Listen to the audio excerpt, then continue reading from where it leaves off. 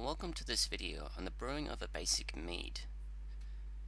Mead, the drink of the gods and one of the easiest beverages to brew, so let out your inner Viking. Well, maybe not that Viking. Or this one. Yes, that looks familiar. So let's make this golden miracle. To begin, you will need a good honey, approximately 200 grams every 1000 grams of water, 1 kilogram and approximately 5000 grams of water in this case. The yeast you will use, this is a Vintner's Harvest SN9 yeast strain. It's been cultured and added to water with a quarter teaspoon of yeast nutrient. The equipment you will need includes a 5-litre demijohn or similarly large and airtight container, the airlock to fit on the vessel, seen here is a rubber cork with the airlock filled with coloured ethanol. This visualizes the carbon dioxide bubbling, and a variety of other kitchen paraphernalia. This is what it should look like when complete. To make the mead, take the water and boil it, followed by filtration. Heat the water to 30 degrees centigrade. Take a second pot and heat it on the stove, or microwave the honey pot. This makes the honey viscous and easy to pour. Whilst you heat the water and honey, sterilize the other items you will be using. 95% ethanol is favoured here, as it is cost efficient and effective. Once the equipment is sterile, 1,000 grams of warm water to the container. This minimizes honey sticking to the bottom and makes mixing easier.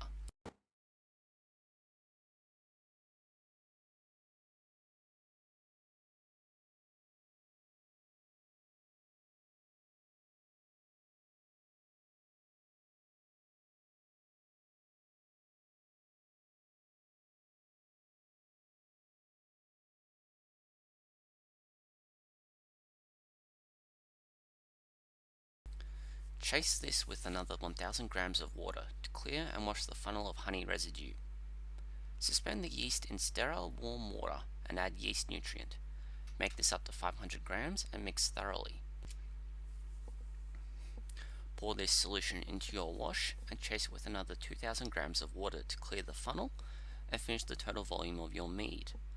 Leave a gap in the top of the bottle for expanding gases as seen here. Take this opportunity to adjust the temperature of the mixture and put a sticky thermometer on the bottle. These can be found for use with aquariums. Seal the bottle with a plug and airlock. In the next few days, the bottle should begin to bubble.